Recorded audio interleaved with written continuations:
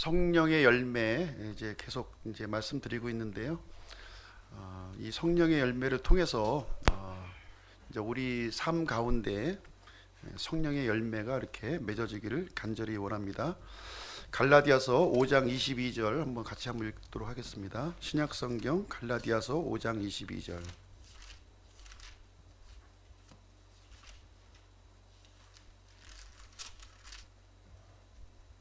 22절, 23절 말씀인데요. 한 목소리로 같이 읽도록 하겠습니다. 시작.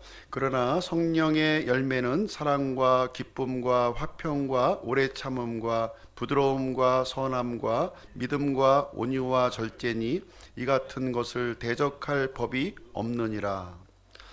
이 시간에는 성령의 열매 세 번째 시간으로 화평에 대해서 이제 말씀을 전해드리도록 하겠습니다. 이 화평은 영어로 이제 peace라고 하는 단어를 이제 사용하고 있는데요. 이 peace라고 하는 이 평화라고 하는 단어는 성경에서 이제 여러 가지 표현을 이제 사용하고 있습니다. 화평이라는 이제 표현도 쓰고요. 그 다음에 평화, 그리고 평안, 평강 이렇게 이제 문맥에 따라서 여러 가지 이제 그 단어를 사용하고 있는데 영어로는 이제 peace예요. peace 한 단어를 이렇게 좀 여러 가지 단어로 이제 사용을 하고 있구나 이렇게 생각을 하시면 되겠습니다. 유대인들이 이제 인사를 할 때 이제 샬롬 이렇게 인사하죠. 샬롬 이렇게 인사합니다. 우리나라 사람들도 이제 만나면 인사하면은 이제 어떻게 합니까? 안녕하세요 이렇게 인사를 이제 나누는데요. 이게 같은 의미예요. 이 샬롬이라고 하는 뜻하고 안녕하세요 하는 이제 인사가 같은 의미로 이제 되겠습니다. 이 샬롬, 이 안녕하세요 이런 뜻은 이제 무슨 얘기냐면 밤새 사건 사고 없이 이렇게 무탈하게 잘 지내셨습니까 하는 뜻이 되겠습니다. 그래서 사람들은 이제 저마다 이제 우리 삶이 이렇게 좀 걱정 근심 없이 이렇게 좀 평안한 삶을 좀 살았으면 좋겠다 이런 생각을 가지고 있습니다. 근데 이제 우리가 하나님께서 신자들에게 약속하신 것은 이 평안한 삶이 아니에요. 평안한 삶이 아닙니다. 하나님께서 우리에게 약속해 주신 건 뭐냐면 평안을 약속해 주신 거예요. 피스를 우리에게 약속을 해주셨는데 우리 주변의 삶이 이렇게 평화로운 것을 약속하신 것이 아니라 우리 그 구원받은 사람들 마음 속에 이 평안, 평강을 약속을 해 주신 것입니다. 그래서 이 부분에 좀 오해가 없어야 하겠습니다. 우리 삶을 이렇게 보게 되면 이렇게 여러 가지 이제 근심, 걱정 이런 어려움들 조금 전에 이제 우리 문성근 형제님하고 잠깐 얘기 나눴지만 이 걱정 근심이 이제 떠날 새가 없는 것이 우리의 삶의 현장이에요. 그럼에도 불구하고 하나님께서는 우리 구원받은 사람들에게 우리 마음속에 이 평강을 이제 허락해 주시고 있다는 말씀이 이제 되겠습니다. 그래서 이제 하나님께서 우리에게 그 약속하신 것은 이렇게 어떤 외적인 환경을 이렇게 개선해 주는 것이 아니라 이런 환경과 상관없이 이런 조건과 상관없이 누릴 수 있는 내적인 이 평안을 우리에게 약속을 해 주셨습니다. 그래서 이 내적으로 주어지는 이 평안이라고 하는 것은 사람이 이렇게 결심하거나 노력해서 이루어지는 것이 아니라는 거예요. 이 출처가 이제 하나님으로부터 이제 이 공급받는 그런 평안임을 우리에게 말씀해주고 있습니다. 이 평안을 누리기를 원하십니까? 구원받은 사람들에게는 이미 예수 그리스도와 함께 이제 평안이 우리에게 들어와 있어요. 우리에게 들어와 있다 이렇게 말씀을 하고 있습니다. 그래서 평안을 누리기만 하면 되는 건데 사실상 이제 구원받았음에도 불구하고 이 평안한 삶을 누리지 못하는 것이 우리의 이제 현실이 되겠습니다. 그 이유는 뭐냐면 우리가 주님을 바라보지 않고 자꾸 이제 현실을 바라보기 때문에 그래요. 우리의 주어진 환경이나 이런 조건을 바라보다 보니까 여러 가지 근심 걱정이 끊임없이 우리를 사로잡고 있게 되는 것입니다. 그래서 오늘은 이 성령의 열매 중에서 이 평안, 화평에 대해서 한번 생각해보는 그런 시간을 갖도록 하겠습니다. 첫 번째로 이제 하나님이 평안이시라는 거예요. 하나님이 이제 이 평강이 되신다 이렇게 성경은 우리에게 말씀해주고 있습니다. 데살로니가 후서 3장 16절 한번 가서 보시겠습니다. 데살로니가서 3장 16절.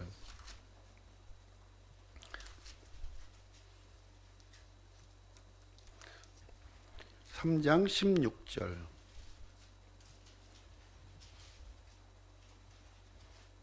같이 한번 읽어보시죠. 시작. 이제 평강의 주께서 친히 모든 방법으로 항상 너희에게 평강을 주시기를 원하노라. 주께서 너희 모두와 함께 하시기를 원하노라. 여기 보시면 이제 평강의 주 이렇게 표현하고 있죠. 예수 그리스도께서 이제 평강이시다 이렇게 우리에게 말씀해 주고 있습니다. 고린도전서 14장 33절에도 보시면 예수님을 이제 어떻게 언급하고 있냐면 화평의 통치자시다 이렇게 우리에게 알려주고 있습니다. 한 구절 더 보도록 할게요. 좀 앞으로 넘어가셔서 빌립보서 4장 9절도 한번 보겠습니다. 빌립보서 4장 9절. 빌립보서 4장 9절.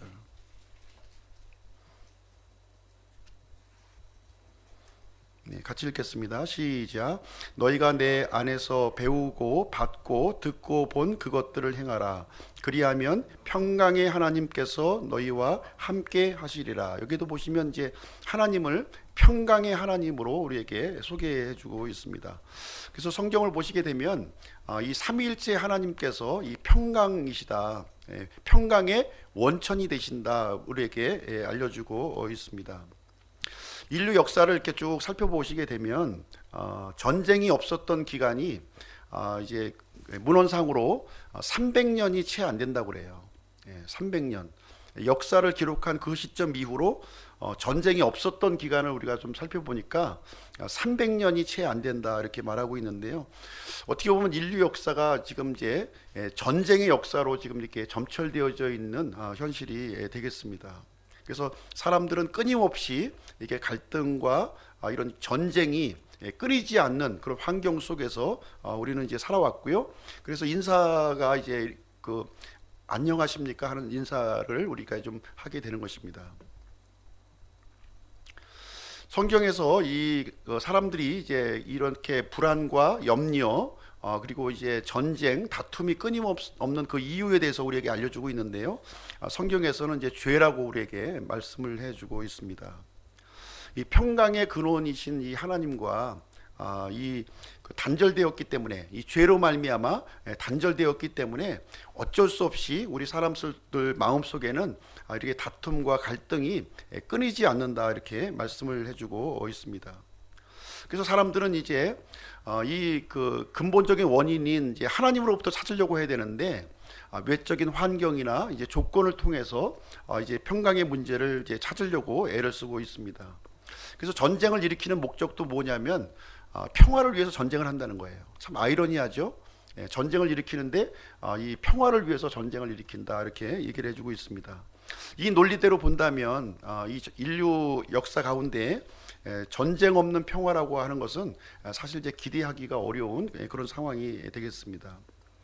그러면 어떻게 하면 우리가 이제 하나님으로부터 평강을 얻을 것인가, 그 부분에 대해서 한번 생각해 보는 시간을 갖도록 하겠습니다. 평강의 이 근원이 되신 하나님께로 돌아가야 되는 거예요. 하나님께 돌아갈 때 우리가 이제 평강을 얻을 수가 있습니다. 하나님께서 돌아가는 방법은 이제 우리에게 알려주셨는데요. 예수 그리스도를 통해서 이제 우리가 하나님과 화해해야 된다는 사실입니다. 예수 그리스도를 통해서만이 우리가 하나님과 화해할 수 있음을 우리에게 말씀을 해주고 있습니다. 우리 로마서 5장으로 한번 가서 보시겠습니다. 로마서 5장.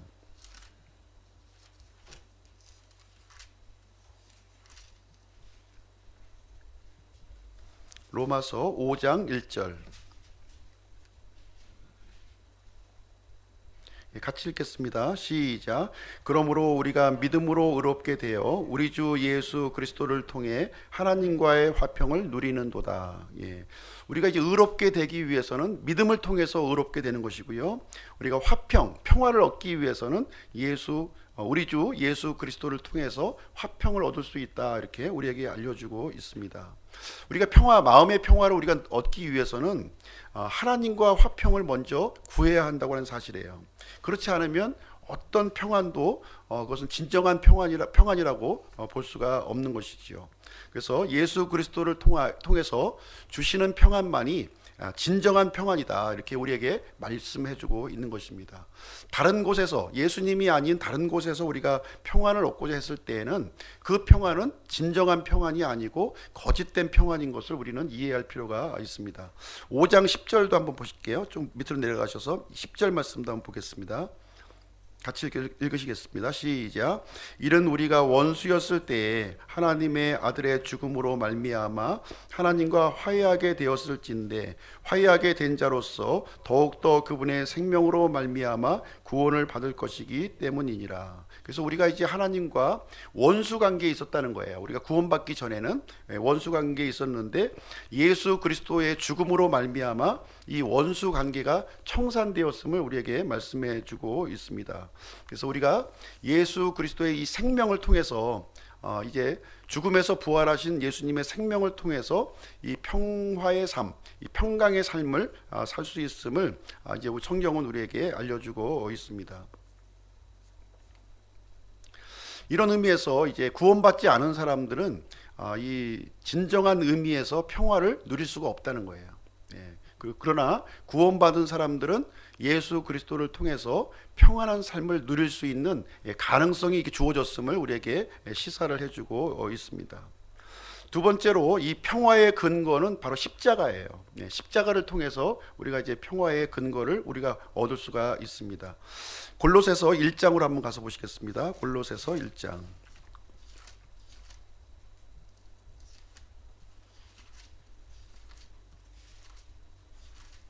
골로새서 1장 20절.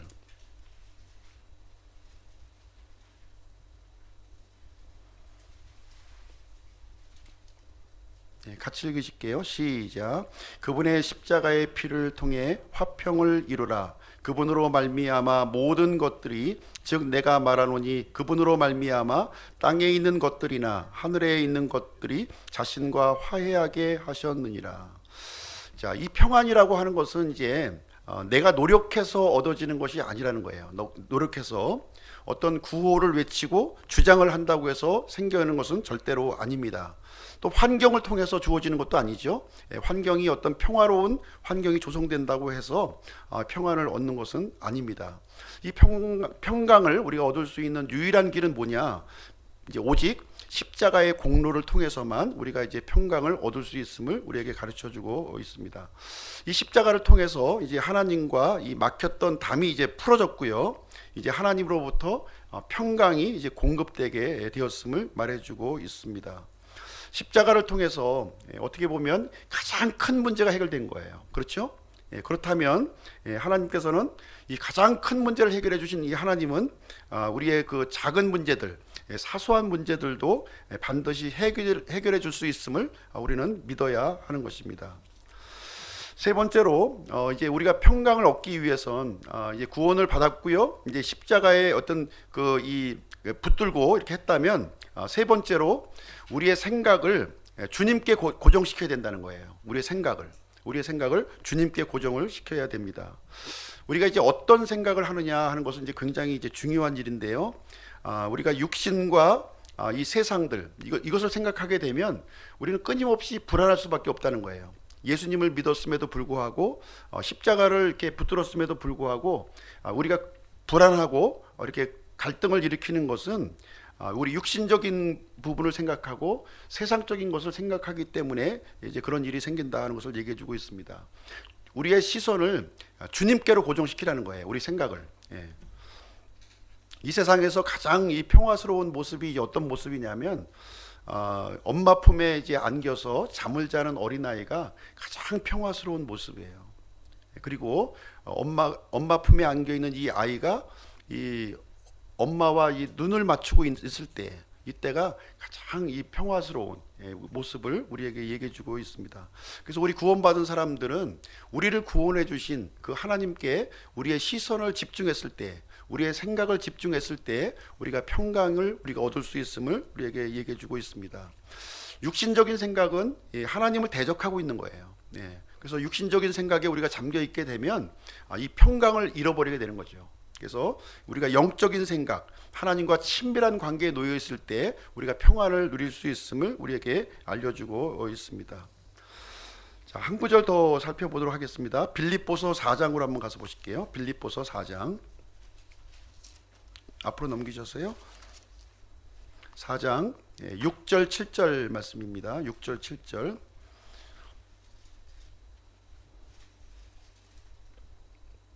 6절 7절 같이 읽겠습니다. 시작. 아무것도 염려하지 말고 오직 모든 일에서 기도와 간구로 너희가 요청할 것들을 감사와 더불어 하나님께 알리라. 그리하면 모든 이해를 뛰어넘는 하나님의 평강이 그리스도 예수님을 통해 너희 마음과 생각을 지키시리라.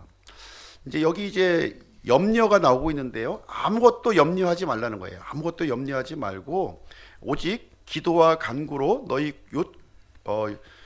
너희가 요청할 것들을 감사와 더불어 하나님께 아뢰라, 이렇게 이제 말씀하고 있습니다. 염려를 이제 하나님께 맡기는 방법이 뭐냐면 기도와 간구라는 거예요. 기도와 간구를 통해서 나에게 지금 내 마음속에 있는 이 염려를 하나님 앞에 맡길 수 있다는 것입니다. 그러면 내 문제가 하나님의 문제가 된다는 거예요. 하나님의 문제. 그리고 내가 기도하는 순간에 하나님께서 일하기 시작하신다, 이렇게 말씀을 해주고 있습니다. 그래서 아무것도 염려하지 말고 기도와 간구로 내가 갖고 있는 이 염려, 걱정을 하나님께 아뢰야 될 것을 우리에게 말씀해주고 있습니다. 그래서 우리가 성령의 열매를 계속 우리가 살펴보고 있는데요. 이것이 공통적인 거예요. 같은 열매를 지금 얘기를 하고 있는 것입니다. 한 성령을 통해서 한 성령의 열매를 우리가 맺고 있습니다. 9가지의 열매를 맺고 있지만 동일한 원리를 통해서 우리가 이제 맺게 되는 거예요. 우리 자신을 주님께 내어드렸을 때 주님께서 맺으시는 열매가 바로 성령의 열매가 되겠습니다. 내가 열심히 노력하고 내가 열심히 애를 써서 열매를 맺는 것이 아니라 내가 나 자신을 주님 앞에 맡겨드리는 거예요. 내어드리는 거예요. 그것을 통해서 주님이 나를 통해서 나타나시도록 했을 때 이 성령의 열매가 자동적으로 맺혀진다, 이렇게 우리에게 가르쳐주고 있는 내용이 되겠습니다. 예를 들면 이제 우리가 운전대를 주님에게 맡기는 거예요. 우리가 운전사에게 이렇게 맡기듯이 맡기는 겁니다. 그러면 나는 이제 의자에 앉아서 주변의 경치를 감상하면서 우리가 이제 나아갈 수 있는 것입니다. 주님께 나에 있는 모든 문제들을 주님께 이렇게 맡겨드리고 주님이 이제 움직이시도록 하게 되면 우리 마음속에 이제 평강이 이제 임하게 되겠습니다. 그러면 이제 나는 아무것도 안 하면 되는가? 그것은 아니죠. 나는 주님의 뜻에 순종하는 자리에 있으면 된다는 거예요. 주님의 뜻을 순종하는 자리에 있으면 됩니다. 주님의 뜻을 순종하는 가운데 주님이 나를 통해서 이렇게 드러나시도록, 나의 말을 통해서, 나의 생각을 통해서, 나의 어떤 그 행동을 통해서 주님이 드러나시도록 하는 거예요. 그러면 우리 마음 속에는 이제 평강의 열매가 이제 맺혀지게 되는 것입니다. 그리고 이제 평강을 얻을 수 있는 또 이제 이 근원적인 방법이 하나님의 말씀과 깊은 연관 관계를 갖고 있어요. 하나님의 말씀이 우리에게 큰 평강을 우리에게 허락해 주십니다. 세 말씀을 우리가 찾아볼 텐데요. 첫 번째는 뭐냐면 주님의 법을 사랑해야 된다는 거예요. 하나님의 법을 사랑할 때 우리에게 큰 평안이 임하게 됩니다. 시편 119편 한번 가서 보실게요. 시편 119편.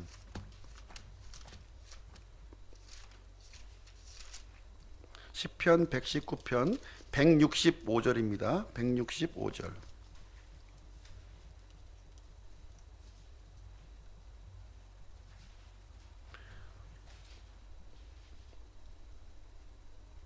같이 읽겠습니다. 시작.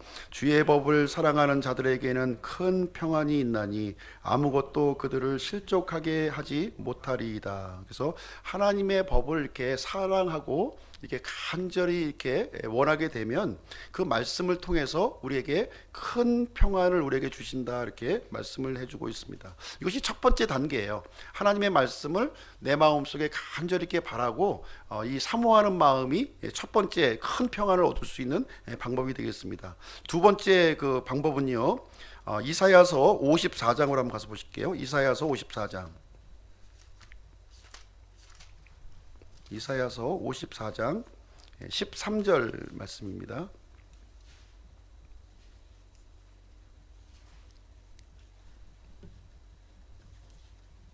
이사야서 54장 13절.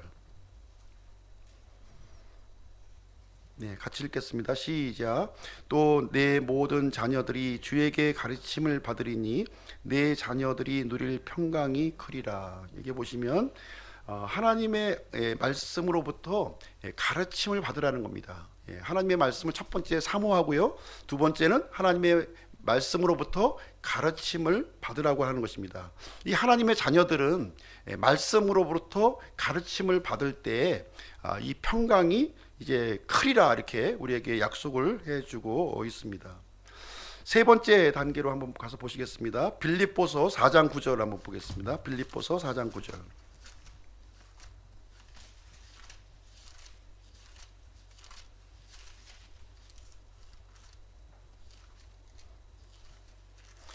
빌립보서 4장 9절.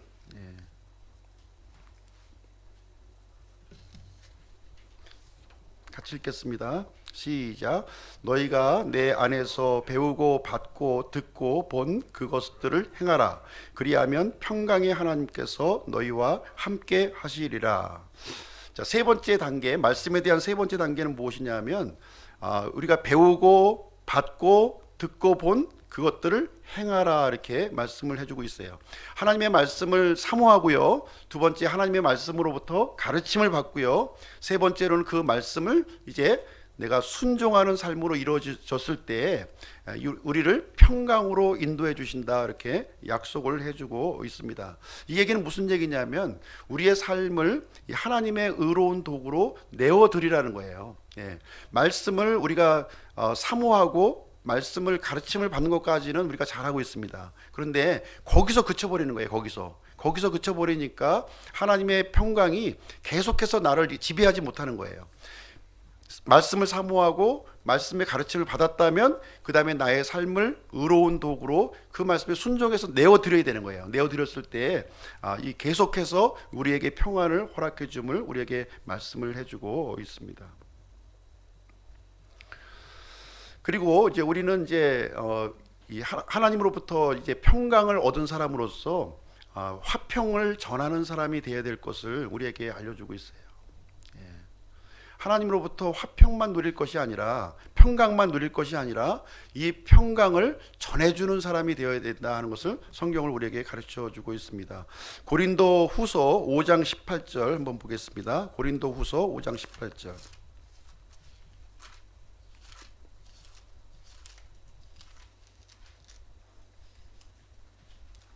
고린도후서 5장 18절.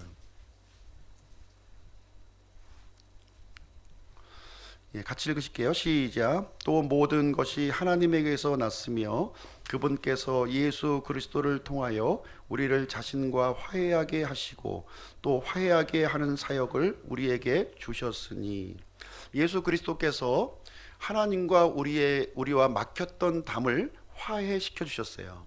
십자가의 죽으심을 통해서 우리를 화해시켜 주셨습니다. 그리고 또한 우리를 구원받은 사람들을 이제 화해하게 하는 사역으로 불러주셨다고 하는 사실이에요. 이 부분을 우리가 좀 이해를 할 필요가 있습니다. 우리 구원받은 그리스도인들에게 공통적인 직무가 있는데 화해하게 하는 직무를 우리에게 주셨다 이렇게 우리에게 알려주고 있습니다. 특별히 이 말씀은 1차적으로 우리 교회 안에서 이루어져야 될 부분이에요. 이 화해하게 하는 사역, 이 사역을 우리 교회 안에서 적용해야 될 그런 중요한 사역 중에 하나가 되겠습니다. 이 어떻게 하면 이 화해하는 사역을 할 수 있느냐? 이것은 전적으로 나의 노력으로 되는 것이 아니라 성령님의 이 사역, 성령님의 열매를 통해서 가능하다는 것을 여기서 우리에게 알려주고 있습니다. 왜냐하면 이 평강이라고 하는 것은 하나님으로부터 오기 때문에 그래요. 성령님으로부터 오는 것이기 때문에 성령님으로 충만해야만 우리는 이 화해하는 사역을 감당할 수 있게 되는 것입니다. 스테반이 이제 이제 돌로 맞아서 이렇게 죽임을 이제 당했어요. 어떻게 하나님께서 살아계시다면 저렇게 이 그 성령이 충만하고 믿음이 충만한 저 스테반을 돌로 맞아서 이렇게 죽게 할 수 있는가, 이렇게 얘기를 할 수가 있겠습니다. 그러나 하나님께서는 이 스테반을 통해서 이 화해하게 하는 사역을 이 믿지 않는 유대인들에게 보여주시기 위해서, 보여주시기를 원하셨던 거예요. 스테반은 성령에 충만했고요, 하나님의 뜻에 순복을 해서 이제 화해하는 사역을 하는 모습을 우리는 이제 보게 됩니다. 자기 자신에게 돌을 던지는 이 유대인들을 향해서 저들의 죄를 용서해 달라고 이렇게 기도하는 장면을 우리가 보게 됩니다. 사람의 노력으로 될 수 없는 거예요. 성령의 충만함에 자신을 내어드렸을 때, 굴복했을 때 이런 기도가 나올 수가 있습니다. 손양원 목사의 경우에 있어서도 자신의 두 아들을 죽였던 이 살인범을 자신의 양자로 받아들였어요. 양자로 받아들인 이야기가 있습니다. 이것이 사람의 의지로 가능하겠습니까? 불가능한 일이에요. 하나님께서는 이 손양원 목사님을 변화시켜 주었어요. 화해하는 그 이 도구로 삼아 주셨습니다. 그래서 이 손양원 목사는 이제 화평을 사람들에게 전하는 그런 도구가 되었음을 알 수가 있습니다. 얼마 전에 저희 교회에서도 큰 홍역을 이제 우리가 치렀어요. 아시는 분은 이제 다 아시는 그런 내용이 이제 되겠습니다. 교회가 이제 이편 저편으로 이렇게 갈라지게 되었습니다. 목사는 이제 어느 편도 아니었는데, 이 편은 이제 목사가 저 편이라고 얘기하고, 또 저편에 계신 분들은 또 목사가 또 이 편에 있다고 그러고, 이렇게 이런 아주 난처한 상황에 제가 놓이게 되었습니다. 다시 이제 떠올리고 싶지 않은 그런 기억이기도 한데요. 그렇지만 하나님께서 이 일을 통해서 우리에게 중요한 가르침을 주셨다, 이렇게 저는 생각을 하고 있습니다. 저희 교회는 어떻게 보면 비싼 대가를 이제 치른 거예요. 비싼 대가를 우리가 치렀다고 생각을 합니다. 대부분의 사람들은 이 교회가 이 추구하는 목적에 대해서는 큰 이의가 없어요. 교회가 이렇게 갈등을 일으키는 모습을 우리가 살펴볼 때 이 교회가 추구하는 목적이 잘못됐다, 이것을 가지고 갈등하는 경우는 이제 거의 없습니다. 어떤 부분에 대해서 갈등을 하게 되냐 하면 이제 교회의 이 방법면에서 이렇게 갈등이 생기고, 이렇게 다른 의견들이 이렇게 많이 생기는 것을 바라보게 됩니다. 그래서 문제는 한 가지 방법을 고수할 때 이렇게 이제 문제가 좀 많이 이제 좀 크게 비약되는 것을 우리가 이제 경험하게 되는데요. 이 내 의견을 이제 관철해야 되고, 이게 양보하지 않겠다 하는 마음이 이렇게 팽팽하게 되면 이제 교회가 이렇게 갈등과 이제 분열을 일으키게 됩니다. 앞으로도 또 이런 문제가 또 생길 수 있다고 생각을 해요. 그리고 이런 문제가 생기지 않는 교회는 단 한 군데도 사실 없습니다. 보편적으로 다 겪어 나가는 그런 문제 중에 하나라고 저는 생각을 합니다. 우리 구원받은 사람이라면 우리가 분명하게 좀 알아야 될 그 사항이 이제 있습니다. 그것은 무엇이냐면 우리 그리스도인들, 우리 구원받은 그리스도인들은 화해하는 사역으로 부르심을 받았다는 거예요. 예수 그리스도께서 화해하는 사역을 통해서 우리가 구원을 받았기 때문에 우리 구원받은 사람들은 그 십자가의 그 의미를 깨닫고 화해하는 사역으로 부르심을 받았다고 하는 사실입니다. 분열하는 사역으로 우리가 부름받은 사람이 아니에요. 화해하는 사역으로 부르심을 받았다고 하는 사실을 우리가 이제 알아야 되고요. 이 부분을 절대로 잊지 않았으면 좋겠습니다. 교회 안에서 이렇게 분열하는 것은 마귀가 좋아하는 거예요. 결코 하나님이 원하시는 일이 절대로 아니다 하는 사실을 우리 마음속에 분명하게 이제 갖고 있어야 되겠습니다. 하나님께서는 이 교회를 보실 때 어떻게 보시냐면 하나의 그 몸으로 보시는 거예요. 예수 그리스도의 몸으로 보십니다. 그래서 교회를 여러 사람들이 이렇게 구성이 되어 있지만 실제로 하나님이 보실 때는 한 유니트로 보신다는 거예요. 가정도 마찬가지입니다. 가정도 아버지와 이 자녀와 이제 여러 명의 이제 형제들로 구성되어 있지만 하나님께서는 하나의 유니트로 보는 거예요. 각각의 한 사람 한 사람을 보는 것이 아니라 이 유니트로 이제 보고 있음을 우리는 이제 기억해 볼 필요가 있습니다. 그럼에도 불구하고 이제 가정도 분열이 생기고 이제 교회도 분열이 생기는 이제 일이 현실적으로 이제 발생하고 있는데 그 문제를 그럼 어떻게 해야 되겠느냐 하는 부분이 이제 되겠습니다. 대부분 이제 교회를 이제 운영하는 부분에서 이제 갈등이 생기게 되고 가정에서도 여러 가지 이제 이 방법적인 부분에서 이렇게 갈등을 이제 우리가 겪게 됩니다. 지난번에는 우리가 이제 이 문제를 가지고 굉장히 이 대처하는데 미숙한 대처를 한 거예요. 굉장히 미숙한 대처를 저희들이 했습니다. 그 내용은 무엇이냐면 하나님을 무시했고 그리스도의 몸이라고 하는 사실을 우리가 소홀히 했다는 거예요. 우리가 한 몸이라고 하는 사실을 소홀히 한 부분을 우리는 생각을 해 볼 수가 있습니다. 교회에는 문제가 생길 수 있어요. 얼마든지 문제가 생길 수가 있습니다. 갈등이 있을 수도 있고요, 다툼이 있을 수도 있고 여러 가지 어려움이 생길 수가 있습니다. 이것이 없을 수는 없는 거예요. 있을 수가 있습니다. 그것은. 근데 중요한 것은 뭐냐면 우리가 한 몸, 다툼과 갈등이 있음에도 불구하고 한 몸이라고 하는 사실을 우리가 이제 인식하는 것이 대단히 중요한 거예요. 가정도 마찬가지예요. 다툼과 갈등이 있다 할지라도 한 몸, 한 유니트라고 하는 사실을 우리가 잊어버리면 안 된다는 거예요. 그래서 이 몸에는 중요한 것이 뭐냐면 생명이 중요한 겁니다. 생명. 그렇지 않습니까? 생명이 중요한 거예요. 이 몸의 생명보다 문제를 더 크게 보아서는 안 된다는 겁니다. 이 생명 안에서 문제를 바라보아야 되는 것이지 이 몸의 생명보다도 문제를 더 크게 보아서는 안 된다는 거예요. 그래서 그 부분을 우리가 좀 순서를 잘 이해를 할 필요가 있겠습니다. 예를 들어서 제가 한번 말씀을 드릴게요. 어떤 사람이 자동차 사고가 났어요. 자동차 사고가 나서 어떤 사고가 났냐면 이 사람이 이제 그 한쪽 다리가 완전히 망가져 버린 거예요. 정면 충돌을 해서 한쪽 다리가 이렇게 끼어가지고 완전히 이 한쪽 다리가 그냥 뭉그러져 버렸어요. 그래서 이제 너덜너덜해져 가지고 누가 봐도 이 다리는 좀 절단해야 되겠다 하는 그런 상황에 이제 놓이게 되었습니다. 이 사람이 이제 마침내 이제 수술대에 올라갔어요. 수술대에 올라가서 이제 여러 의사들이 이 환자의 상태를 이렇게 살펴보고서 어떻게 하면 좋겠느냐 하고 이제 서로 이제 의논을 한 거예요. 그랬더니 이제 대다수의 의사들의 의견으로는 이 다리는 사용을 할 수가 없다. 잘라버려야 됩니다. 절단해야 됩니다. 하는 의견을 이제 갖게 되었습니다. 근데 그 중에 한 의사가 이 환자의 그 새끼 발가락이 움직이는 모습을 본 거예요. 새끼 발가락이 까딱 움직이는 모습을 본 거예요.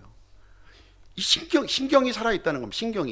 신경이 살아있다. 그래서 절대로 이제 절단을 하지 말고 봉합을 하자는 쪽으로 이제 주장을 해가지고 이 환자의 이제 수술이 이루어졌습니다. 봉합 수술이. 그래서 이제 아주 완치는 되지 않았지만 이제 기능을 할 수 있는 그런 다리를 이제 얻게 되었습니다. 만약에 이제 절단을 했다면 평생 이제 한쪽 발이 없는 불구자로 살았겠죠. 그렇지만 이 한 의사의 이 발가락이 움직이는 것을 바라보고서 신경줄을 살려서 이렇게 온전한 기능은 아니지만 움직일 수 있는 다리를 이제 만들게 되었습니다. 교회에도 이런 의사와 같은 생각을 가지고 있는 사람들이 필요하다는 거예요. 끊어진 관계를 이렇게 붙여주고 봉합해주는 그런 사람이 이제 필요하다는 이제 말씀입니다.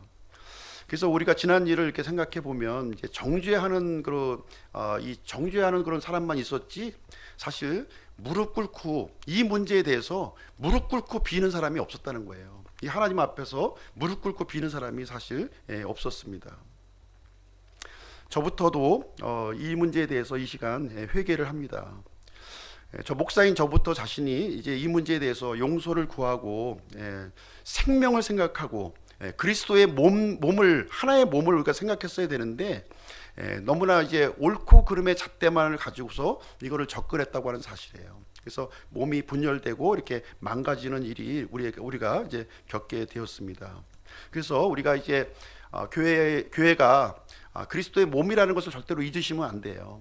가정도 마찬가지입니다. 가정도 하나의 몸이라고 하는 사실을 우리가 잊어서는 안 되는 거예요. 그래서 옳은 일을 추구할 때에도 우리가 철저히 예수님께서 원하시는 그런 방법으로 우리가 진행을 해 나가야 될 것을 하나님께서는 원하신다는 사실을 제가 이제 깨닫게 되었습니다. 하나됨을 지키면서 옳은 일로 가는 거예요. 하나됨을 지키면서 옳은 일로 가야 되는 것입니다. 옳은 일을 간다고 하면서 이 하나됨이 훼손해 버린다면 무슨 소용이 있겠어요? 아무 소용이 없잖아요. 그렇지 않습니까? 교회가 옳은 일을 간다고 하면서 교회가 해체돼 버린다면, 가정이 옳은 길로 간다고 하면서 가정이 해체해 버린다면 아무 소용이 없는 것이죠. 그래서 하나됨을 유지하면서 옳은 길을 시간을 가지고 인내함을 가지고 우리가 나아가는 것이 정상적인 일이다, 이렇게 말씀을 드립니다. 그래서 교회는 당연히 옳은 것을 추구하고 거룩한 것을 추구하고 하나님의 뜻을 추구하면서 이렇게 나가야 됩니다. 그런데 그 나가는 그 기초 베이스가 사랑을 기초로 해서 나가야 된다는 거예요. 사랑을 기초로 해서 정죄하고 비판하고 또 분열하는 쪽으로 우리가 나아가서는 안 된다고 하는 사실입니다. 교회는 100% 성화된 사람들이 모여 있는 곳이 아니에요.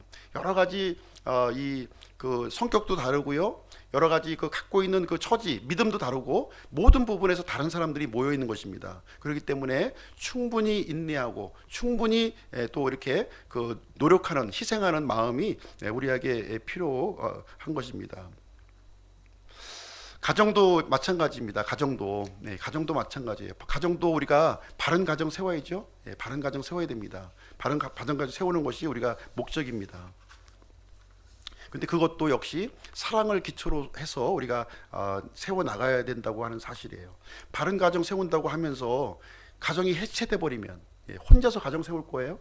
그럴 수 없잖아요. 그래서 우리가 나무를 교정한다고 해서 나무의 몸통을 뿌리채 이렇게 그 몸통을 이제 부러뜨린다면 빈대 잡는다고 초가상간 다 태우는 거하고 동일한 것입니다.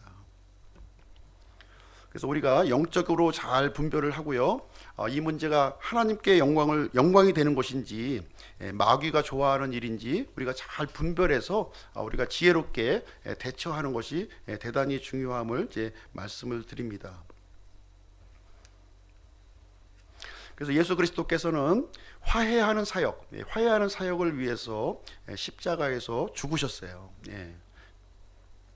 그리고 우리 믿는 사람들에게 이 화해하는 사역을 이 땅에서 우리에게 맡겨주셨다고 하는 사실입니다. 그래서 이 화해하는 사역은 1차적으로 교회 안에서 이루어져야 되는 거예요. 1차적으로. 이 믿는 사람들끼리 이 부분이 안 이루어지는데 믿지 않는 사람들을 어떻게 하나님과 화해를 시키겠습니까? 우리가 먼저 믿지 않는 사람들에게 그러한 본을 먼저 보이는 것이 마땅한 일이 되겠습니다. 그래서 이 문제를 감당하기 위해서는 예수 그리스도께서 십자가에서 죽으신 것처럼 그와 같이 죽는 심정이 우리에게 필요하다는 거예요. 죽는 심정. 절대로 이 문제는 다시 한번 이 문제가 발생이 된다 하더라도 절대로 저절로 이루어지는 것이 아닙니다. 저절로 이루어지는 것이 아니에요. 성령 충만해야 되는 것이고요, 성령님에 의해서 지배를 받을 때만이 이것이 가능하다는 거예요. 성령 충만함이 없었고 우리가 육신의 지배를 받고 있었기 때문에 이런 일이 이제 생겼음을 우리는 이제 고백을 하게 되는 것입니다.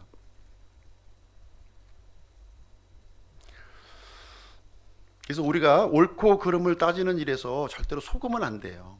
속으면 안 됩니다.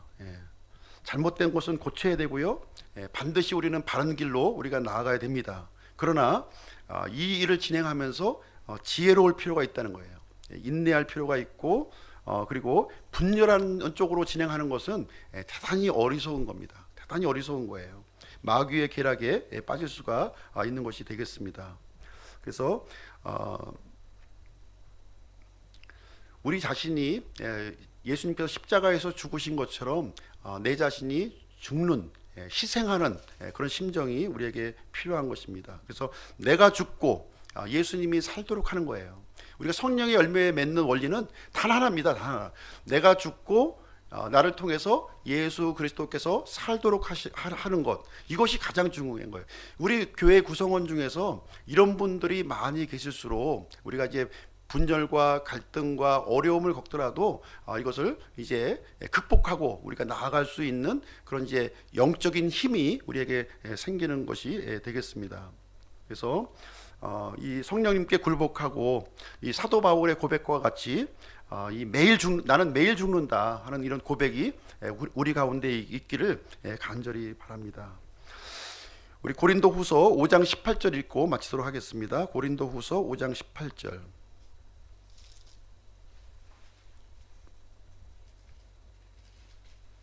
고린도후서 5장 18절 같이 읽겠습니다. 시작. 또 모든 것이 하나님에게서 났으며 그분께서 예수 그리스도를 통하여 우리를 자신과 화해하게 하시고 또 화해하게 하는 사역을 우리에게 주셨으니. 네. 화해하는 사역을 이렇게 감당하시는 우리 기쁨 침례교회 성도님들이 되기를 간절히 기도합니다.